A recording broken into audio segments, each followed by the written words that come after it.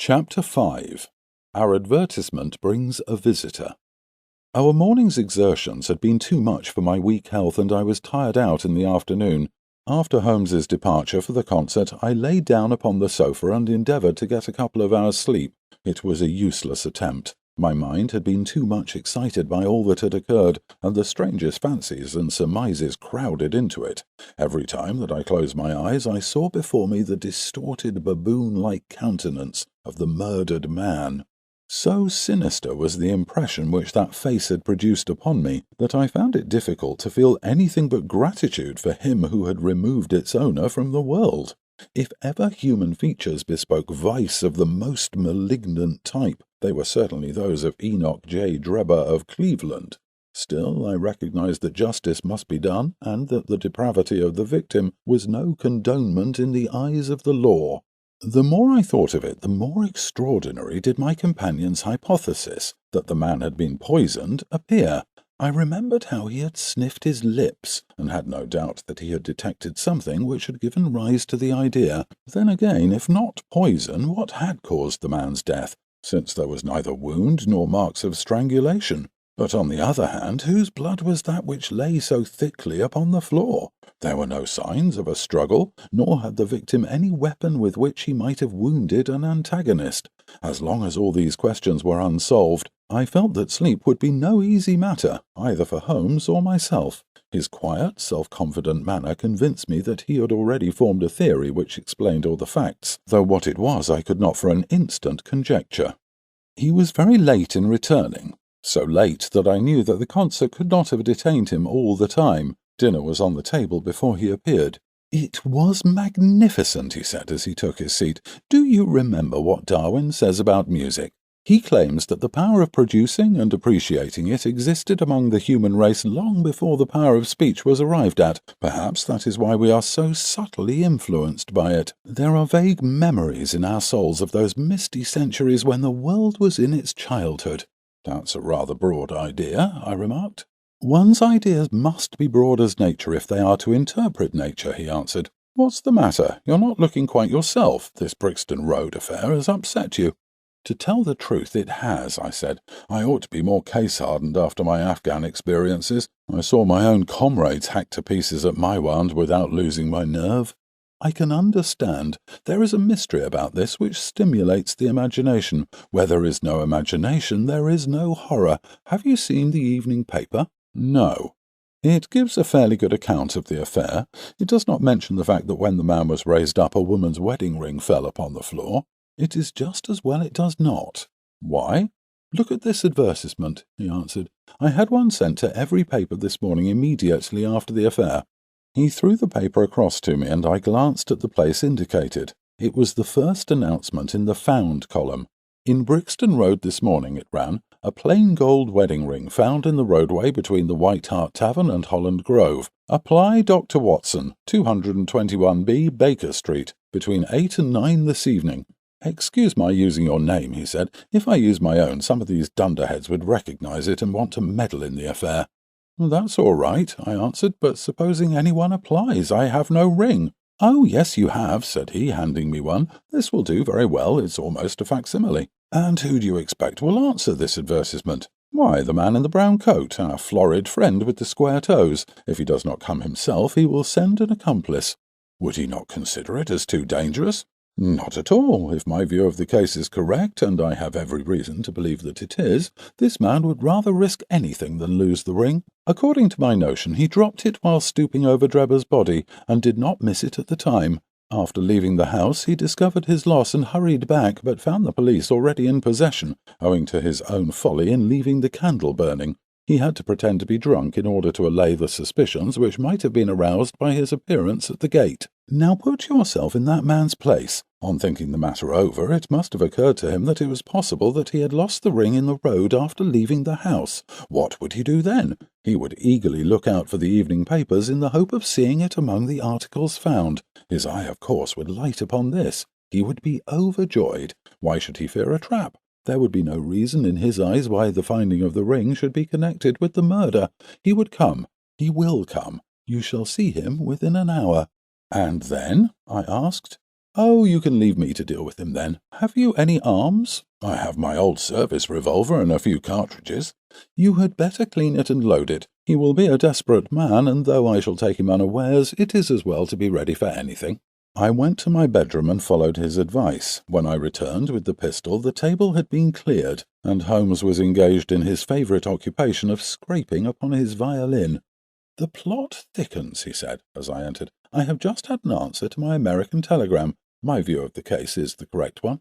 "And that is?" I asked eagerly. "My fiddle would be the better for new strings," he remarked. "Put your pistol in your pocket. When the fellow comes, speak to him in an ordinary way. Leave the rest to me. Don't frighten him by looking at him too hard." "It is 8 o'clock now," I said, glancing at my watch. "Yes, he will probably be here in a few minutes. Open the door slightly. That will do. Now, put the key on the inside. Thank you. This is a queer old book I picked up at a stall yesterday. De Jure Inter Gentes, published in Latin at Liège in the Lowlands in 1642. Charles's head was still firm on his shoulders when this little brown-backed volume was struck off. Who is the printer? Philippe de Croix, whoever he may have been. On the flyleaf, in very faded ink, is written Ex Libris Juliolmi White. I wonder who William White was. Some pragmatical 17th century lawyer, I suppose. His writing has a legal twist about it. Here comes our man, I think." As he spoke, there was a sharp ring at the bell. Sherlock Holmes rose softly and moved his chair in the direction of the door. We heard the servant pass along the hall, and the sharp click of the latch as she opened it. "Does Dr. Watson live here?" asked a clear but rather harsh voice. We could not hear the servant's reply, but the door closed, and someone began to ascend the stairs. The footfall was an uncertain and shuffling one. A look of surprise passed over the face of my companion as he listened to it. It came slowly along the passage, and there was a feeble tap at the door. "Come in," I cried. At my summons, instead of the man of violence whom we expected, a very old and wrinkled woman hobbled into the apartment. She appeared to be dazzled by the sudden blaze of light, and after dropping a curtsy she stood blinking at us with her bleared eyes, and fumbling in her pocket with nervous shaky fingers. I glanced at my companion, and his face had assumed such a disconsolate expression that it was all I could do to keep my countenance. The old crone drew out an evening paper, and pointed at our advertisement. "It's this as has brought me, good gentleman," she said, dropping another curtsy. "A gold wedding ring in the Brixton Road. It belongs to my girl Sally, as was married only this time 12-month, which her husband is steward aboard a Union boat, and what he'd say if he comes home and found her without a ring is more than I can think. He being short enough at the best of times, but more especially when he has to drink. If it please you, she went to the circus last night along with—" "Is that her ring?" I asked.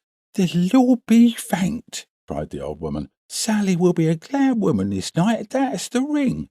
"And what may your address be?" I inquired, taking up a pencil. 13 Duncan Street, Houndsditch, a weary way from here." "The Brixton Road does not lie between any circus and Houndsditch," said Sherlock Holmes sharply. The old woman faced round and looked keenly at him from her little red-rimmed eyes. "The gentleman asked me for my address," she said. "Sally lives in lodgings at 3 Mayfield Place, Peckham." "And your name is?" "My name is Sawyer. Hers is Dennis, which Tom Dennis married her, and a smart clean lad too, as long as he's at sea, and no steward in the company more thought of. But when on shore, what with the women and what with liquor shops—" "Here is your ring, Mrs. Sawyer," I interrupted in obedience to a sign from my companion. "It clearly belongs to your daughter, and I am glad to be able to restore it to its rightful owner." With many mumbled blessings and protestations of gratitude, the old crone packed it away in her pocket and shuffled off down the stairs. Sherlock Holmes sprang to his feet the moment that she was gone and rushed into his room. He returned in a few seconds, enveloped in an ulster and cravat. "I'll follow her," he said hurriedly. "She must be an accomplice and will lead me to him. Wait up for me." The hall door had hardly slammed behind our visitor before Holmes had descended the stair.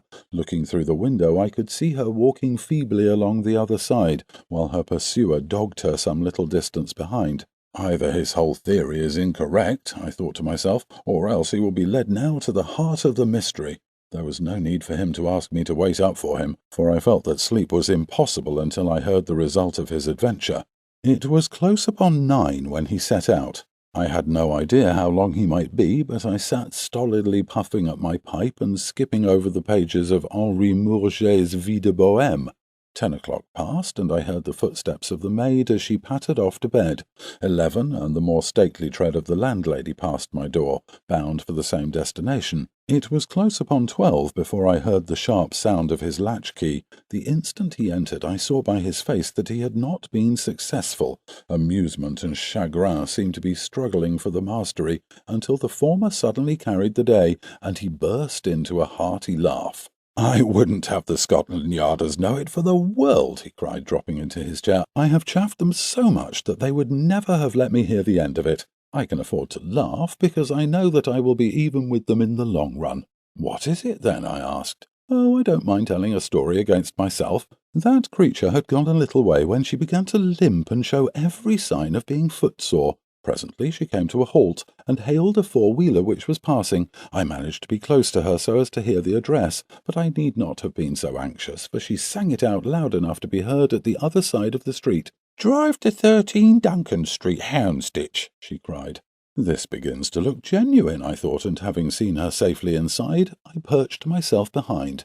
That's an art which every detective should be an expert at. Well, away we rattled, and never drew rein until we reached the street in question. I hopped off before we came to the door, and strolled down the street in an easy, lounging way. I saw the cab pull up, the driver jump down, and I saw him open the door and stand expectantly.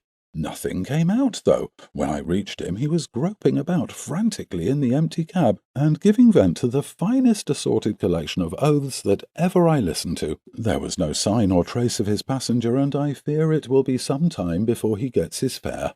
On inquiring at number 13, we found that the house belonged to a respectable paper-hanger named Keswick, and that no one of the name either of Sawyer or Dennis had ever been heard of there.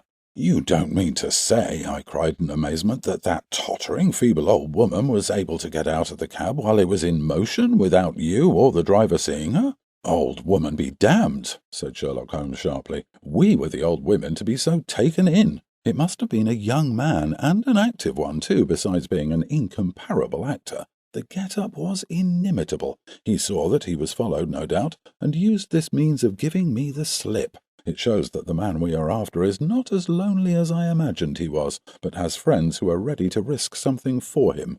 Now, Doctor, you are looking done up. Take my advice and turn in." I was certainly feeling very weary, so I obeyed his injunction. I left Holmes seated in front of the smouldering fire, and long into the watches of the night I heard the low, melancholy wailings of his violin, and knew that he was still pondering over the strange problem which he had set himself to unravel.